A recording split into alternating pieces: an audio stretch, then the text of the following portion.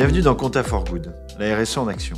Je suis Jean-François Cotin et je suis en charge d'un collectif au sein de l'Ordre des experts comptables d'Île-de-France qui a pour but de faire amener les sujets RSE au sein du monde financier et de faire réfléchir ce monde financier. Alors, dans les épisodes précédents de cette deuxième saison, on a pu parler d'investissement, on a pu parler de bilan carbone, d'enjeux sociaux et d'indicateurs de QVT.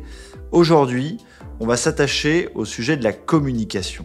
La communication autour de la RSE, afin d'essayer de déterminer quelles sont les bonnes pratiques à mettre en place et quels sont les bons conseils pour avoir une communication RSE en ligne avec une politique globale d'entreprise.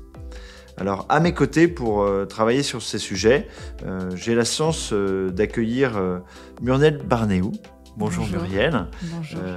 Donc Muriel, tu es directrice de l'engagement sociétal du groupe La Poste, accompagnée de Thomas Parouti, qui est président de l'agence Mieux, spécialisée dans le développement durable et dans les enjeux de la RSE. C'est ça. Bonjour Thomas. Bonjour.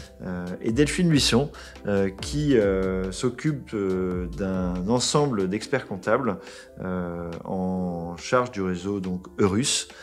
Bonjour Delphine. Bonjour.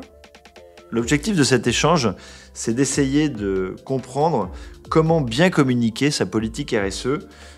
Alors, ça a beaucoup évolué dans les 10, 15, 20 dernières années.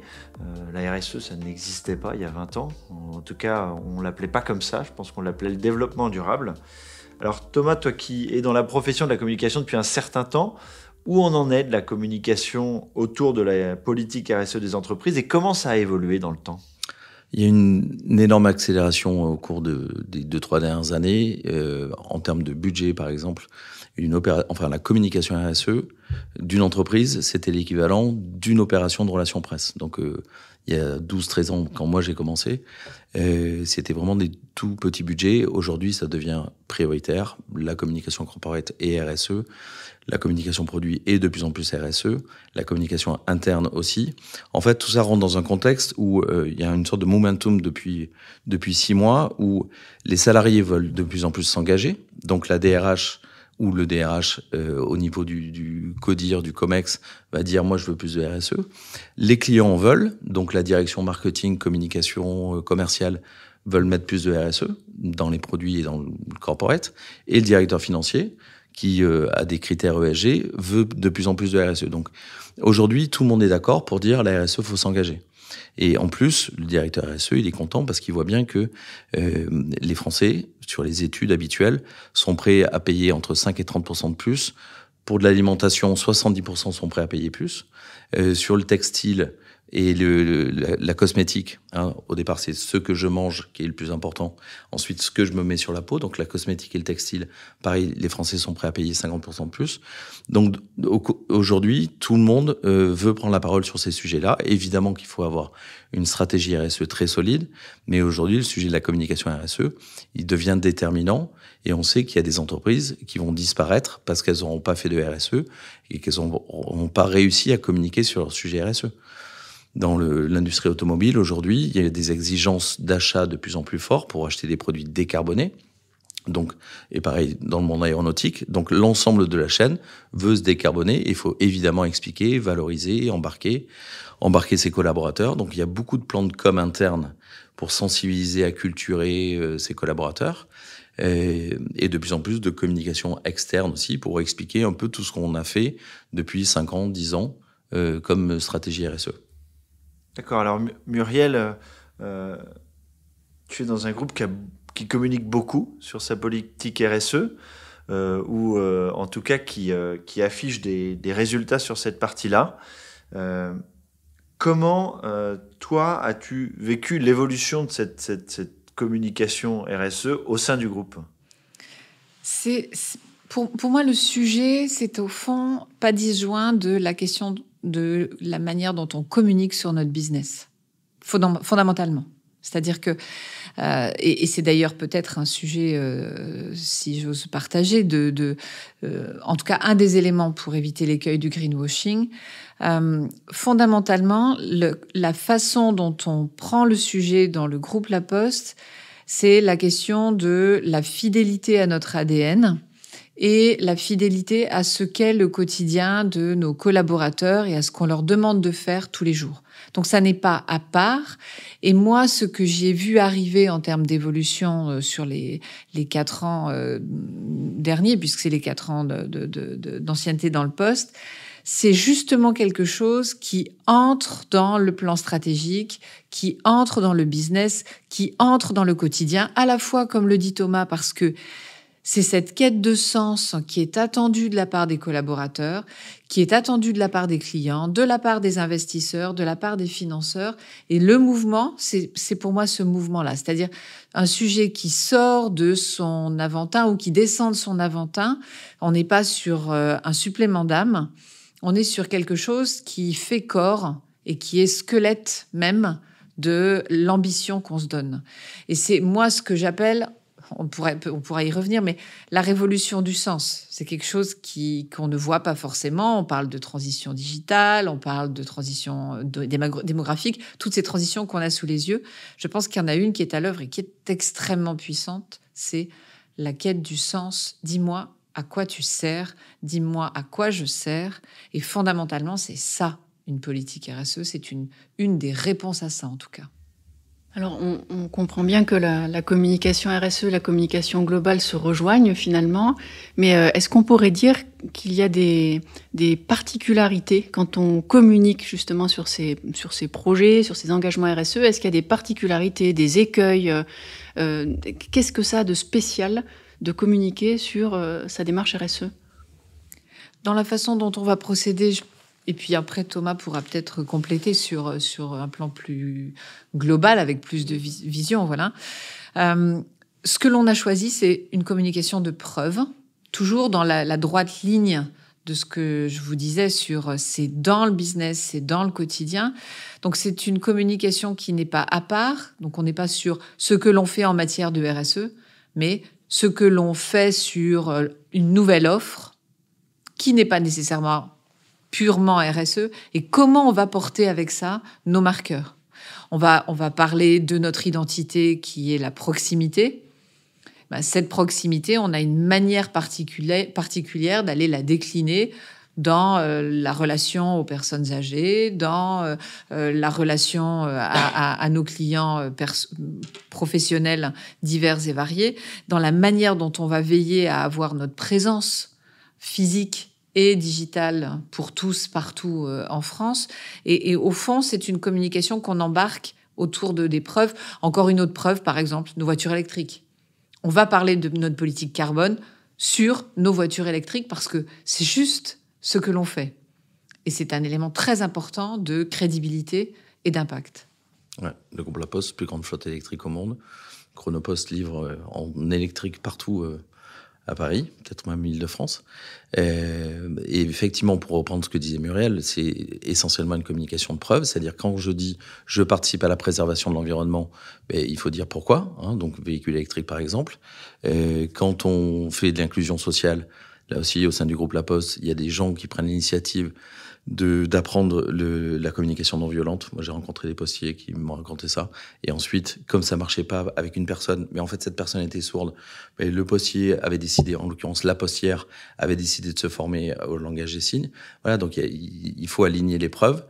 Et l'environnement, c'est pas du déclaratif. Pendant très longtemps, la publicité a inventé des territoires de marque, comme on disait, des univers de marque. Une publicité pour un parfum, globalement, comme c'est assez difficile de vendre un parfum sur une affiche ou sur une annonce presse, on inventait un territoire de marque, etc. Et là, franchement, il n'y avait pas beaucoup de preuves. Là, sur la communication RSE, en fait, il faut repartir presque du principe de ce mot « responsabilité », qui vient de respondere en latin, qui veut dire « répondre ». Donc en fait, la RSE, c'est « je suis capable de répondre ». Alors, il y a plein de définitions, hein, mais la mienne, c'est « je suis capable de répondre à toutes les questions qui me sont posées, par qui que ce soit ». Par n'importe quelle partie prenante. Et tiens, on va même rajouter l'océan, la biodive dans les parties prenantes qui pourraient poser des questions. Donc, du coup, il faut que j'apporte des preuves de ma réponse. Si on me pose une question, c'est pas juste... il faut que la réponse, elle soit structurée. Donc ça, c'est un premier point. Il faut s'appuyer sur des preuves, que ce soit sur un bénéfice environnemental ou social. Il faut expliquer pourquoi, sur un bénéfice produit aussi. Après, ce qu'il y a d'intéressant dans la communication, et il y a effectivement un certain nombre de règles d'or, c'est mieux de co-construire sa communication. À partir du moment que je vais co-construire ma communication avec des consommateurs, avec des collaborateurs, mais je vais les impliquer, et on sait bien que plus on est de cerveaux un peu différents autour d'une table, mieux on va réfléchir, plus le message sera pertinent. Après, il y a d'autres règles d'or comme éco-socio-concevoir sa communication. Donc, quand on fait un film, pour aller à Marseille, on va pas y aller en avion. On va savoir comment on peut faire de l'inclusion. Voilà, est-ce qu'une personne en situation de handicap peut intervenir sur le film? Enfin, on va éco-socio-concevoir sa communication.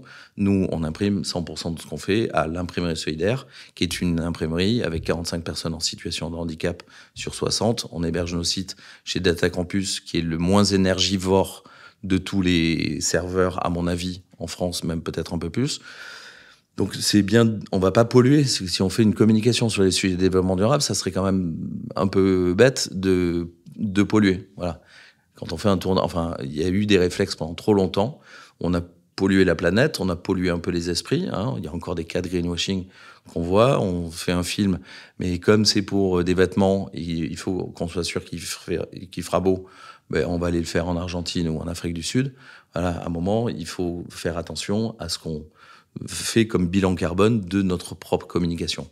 Voilà. Après, il faut que je pense qu'il y a un sujet aussi avec l'interne qui est hyper important, c'est-à-dire que avant de communiquer sur la RSE, il faut que tout l'interne soit formé, soit un peu cultivé sur ces sujets-là. Si, comme c'est arrivé parfois, on fait une com externe qui n'a pas été vue par l'interne, qui n'a pas été validée, et en fait, on s'aperçoit que c'est un total décalage avec la réalité qui est vécue par les collaborateurs. Évidemment que ça va pas fonctionner. Les collaborateurs sont les premiers ambassadeurs et parfois ils peuvent jouer un rôle un peu inverse. Donc il y a un certain nombre de règles à respecter quand on fait de la communication sur la RSE. En fait, c'est un sujet, je pense, qui touche pas que la tête, mais qui touche le cœur et qui touche les tripes. Et c'est sans doute ça qui fait que si on tombe à côté, c'est un peu l'effondrement de tout. En interne comme en externe, c'est-à-dire c'est tout l'édifice de la crédibilité qui se fissure parce qu'au fond ça nous interpelle sur la question de l'authenticité et cette authenticité elle doit se vivre et aussi bien du client, des parties prenantes externes que des collaborateurs et c'est pour ça que l'élément preuve qui donne le sens en fait. Hein. Quand on parle de preuves, on raconte pourquoi, il y a un facteur, pourquoi on lui demande d'éco-conduire. On raconte à une chargée de clientèle, guichetier autrefois, c'était le nom du guichetier autrefois, on dit chargée de clientèle aujourd'hui, pourquoi on lui demande de faire de l'accessibilité bancaire, c'est-à-dire de l'intégration dans notre univers économique de personnes dont personne ne veut. Aucune autre banque. Et c'est ça qui résonne au fond. Hein. C'est la parabole de la cathédrale. C'est le sens qui est donné à celui qui est au front, aux premières lignes des gestes quotidiens. Et comme c'est une matière fragile et en même temps très puissante, si elle sonne faux, ben c'est tout l'édifice qui s'écroule. Et on voit bien, et ça les gens qui travaillent sur le chiffre le savent, que la valeur d'une entreprise, il y a des études qui disent que la valeur d'une entreprise, c'est 70% sa réputation. Donc évidemment que des cas de greenwashing affectent énormément cette valeur financière. Hein. Donc du coup, il faut faire très attention et il faut se former. C'est-à-dire qu'aujourd'hui, il y a trop peu de communicants qui connaissent les sujets RSE, que ce soit dans les entreprises, chez les marques ou dans les agences. Voilà. Alors qu'en fait, ça devient un sujet principal parce que en même temps, si c'est réussi, ça crée de la préférence de marque. Et ça, voilà, on sait que Patagonia, une campagne que tout le monde connaît, qui dit "Don't buy the jacket", donc ils disent "Achetez pas mon produit". Depuis cette annonce qui a été faite en mars 2011, ils ont repassé pour les 10 ans la pub dans le New York Times. Depuis, ils ont multiplié leur chiffre d'affaires par 4. Voilà. Donc, quand on fait des bonnes campagnes de communication sur la RSE, ça fonctionne bien. Bon, quand on fait des bonnes campagnes, en général, ça fonctionne bien. Et je pense qu'il était sincère en l'espèce. Mais je te rejoins complètement sur le fait que cette question technique, c'est peut-être justement une place pour le monde du chiffre. On y reviendra tout à l'heure parce que c'est Ça n'est pas une histoire de petites fleurs et d'herbes vertes. Ce sont de vrais sujets techniques qui doivent se maîtriser. Alors, c'est intéressant, Patagonia. C'est vrai qu'à l'époque, mais bon, depuis, il a vendu sa boîte et elle est détenue par un fonds d'investissement. Donc, le x4 a profité à d'autres fonds. Mais la question est très importante du sens. Et moi, je retiens quelque chose qui m'a touché, c'est on met le supplément d'âme dans le squelette.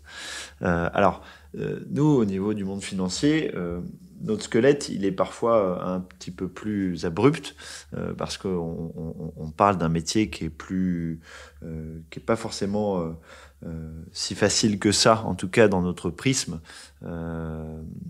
à transformer sur la partie RSE. Quel regard vous avez sur justement tous ces acteurs de la comptabilité et de la finance? Comment pour vous, ils peuvent communiquer sur leur RSE et mettre en place des bonnes pratiques? Muriel? Moi, j'en suis une. En fait, j'ai commencé ma vie et mes études, en fait, sur des sujets de comptabilité. Moi, je crois que quand on est dans le métier du chiffre, on a de l'or entre les mains parce que c'est le chiffre qui drive le monde, profondément. C'est-à-dire que ce que le monde du chiffre, au sens large du métier financier, a entre les mains, c'est bien la question de la valeur et la question de la valeur et de la valorisation, j'entends.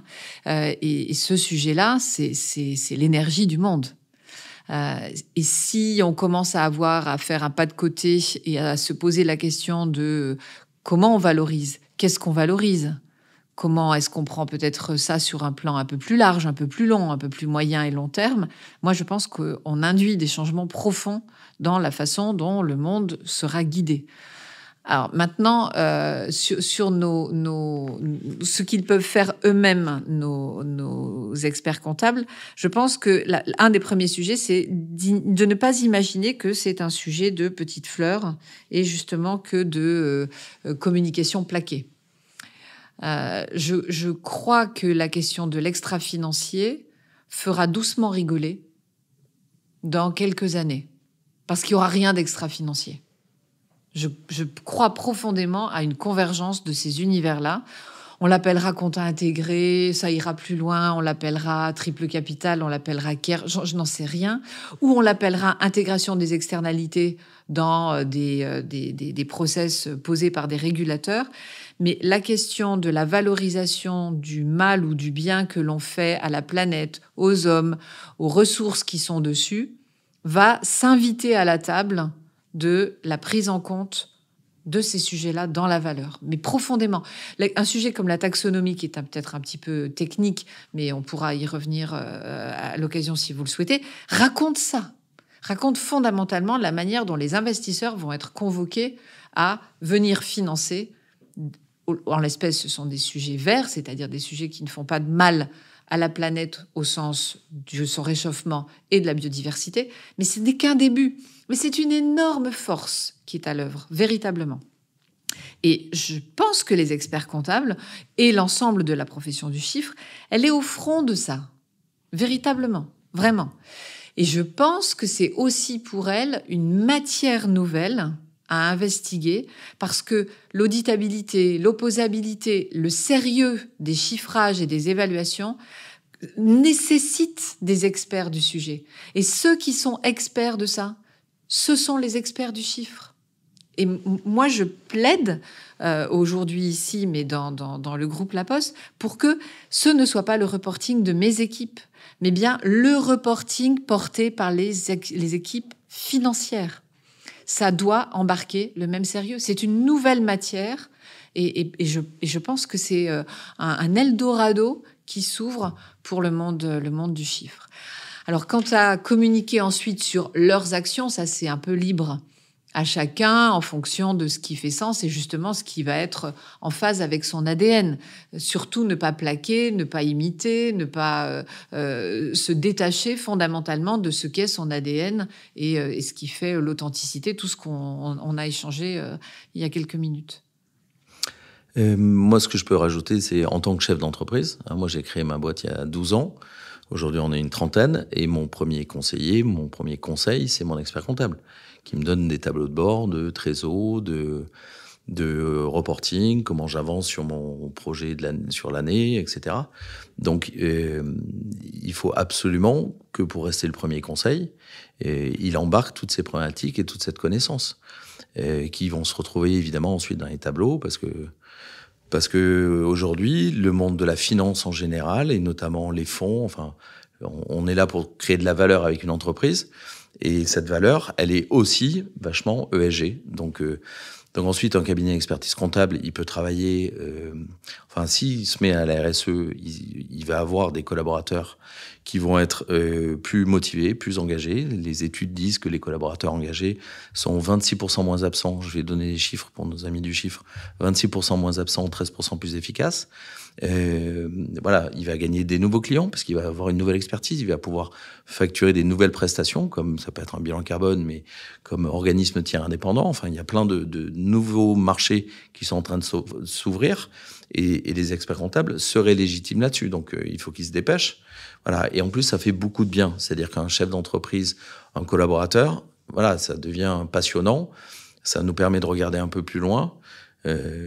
Et donc, il y a évidemment un sujet sur la démarche RSE du cabinet expertise comptable, mais c'est vraiment sur les métiers sur lesquels il faut aller. Hein. Donc, triptyque habituel, people, planet, profit. Et c'est sur la partie profit business qu'il faut développer des expertises, qu'il faut apporter des nouveaux services pour accélérer la transformation. Après, en plus, si on peut parler du climat 2 secondes, on sait que pour respecter la trajectoire des accords de Paris, 1,5 degré, on a le droit d'émettre 750 gigatonnes de CO2 jusqu'à 2100. Sauf qu'au rythme où on va le faire en 7 ans. Donc en 2028, on aura fait les 750 gigatonnes. Donc il faut qu'absolument tous les chefs d'entreprise, mais donc notamment tous les experts comptables qui sont le premier conseil de tous les chefs d'entreprise, se mettent fortement, rapidement, le plus vite possible à ces sujets-là pour être force de conseil. Voilà. Et en plus, ils vont prendre beaucoup de plaisir. Et ça, c'est...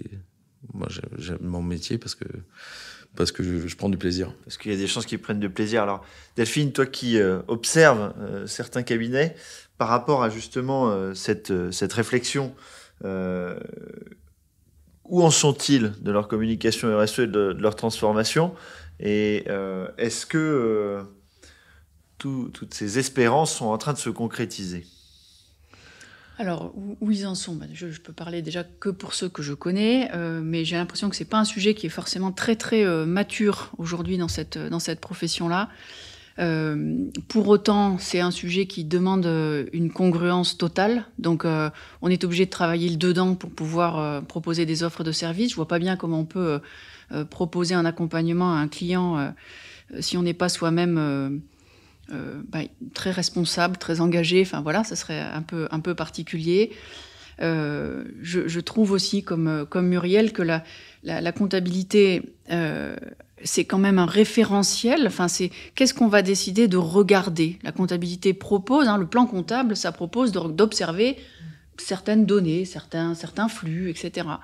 On a là une opportunité historique. Et d'ailleurs, il y a des débats européens au niveau politique en ce moment qui sont très, très sérieux. Je ne sais pas si on en a conscience, mais on a une opportunité vraiment historique de faire entrer ce qu'on veut observer, ce qui compte vraiment, ce qui compte CE, ce qui compte vraiment, dans le référentiel de ce qui compte CEUX, la profession comptable.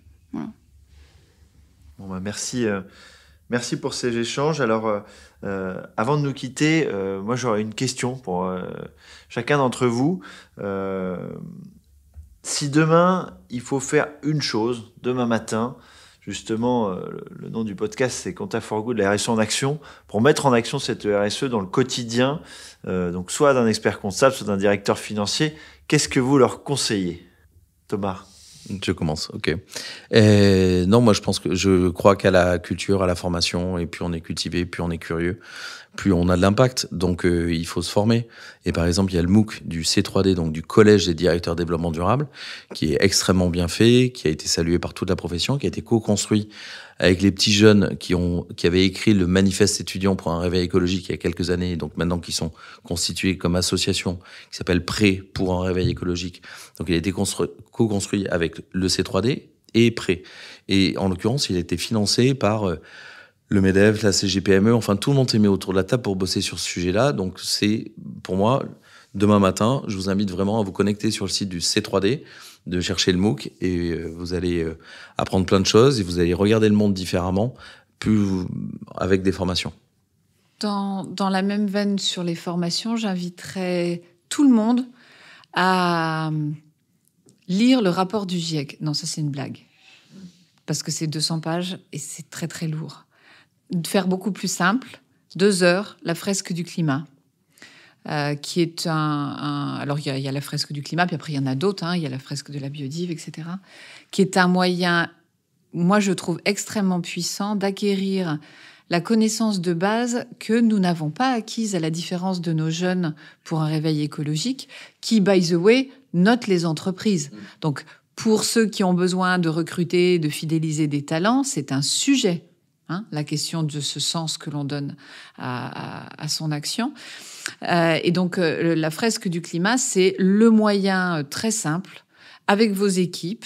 On n'a pas besoin d'être très nombreux, et si on est très nombreux, on peut faire des tas de petits groupes, de s'emparer de ce sujet et d'offrir à vos collaborateurs cette formation de base. Elle est d'ailleurs identifiée comme formation, à une connaissance technique qui est indispensable pour comprendre ce qui se passe et comment agir. Donc demain, vous attaquez tous la fresque du climat. Et puis, parce que je ne peux pas m'empêcher d'y penser, il y a des gestes très simples. Je ne sais pas si vous le savez, mais si nous acceptions de diminuer d'1 degré la température de nos locaux, nous effacerions complètement le montant de la facture de l'énergie que nous achetons à la Russie. 1 degré. Et nonobstant le sujet de à qui on l'achète, il faut qu'on ait conscience que la planète ne peut plus nous offrir le confort thermique dans lequel nous vivons. 1 degré, c'est franchement pas grand-chose. Parlons-en avec nos collaborateurs. Évidemment, ça n'est pas quelque chose qui se fait sans. Mais tu parlais, Delphine, tout à l'heure d'exemplarité. 1 degré. Objectif, 1 degré. Écoutez, merci à tous pour ce temps. C'est très intéressant et assez rassurant de voir que la communication au sein de la RSE, il y a des bonnes pratiques, mais que sur le fond, on a un supplément d'âme à rajouter au squelette et à la colonne vertébrale, avec en plus un ADN d'une profession du chiffre qui est la rigueur et qui sera le socle de l'avancée de la RSE de demain. Donc merci à tous pour cet échange, et puis à bientôt pour de nouveaux épisodes. Merci beaucoup. Merci, bravo de cette audace. Au revoir.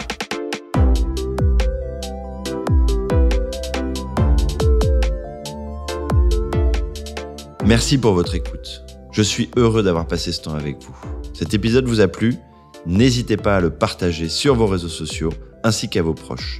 Faisons grandir ensemble la communauté des acteurs engagés. Vous pouvez retrouver tous nos épisodes sur vos plateformes préférées ainsi que sur le site de l'Ordre des experts comptables, oec-paris.fr. Un grand merci de m'avoir écouté jusqu'ici et à bientôt.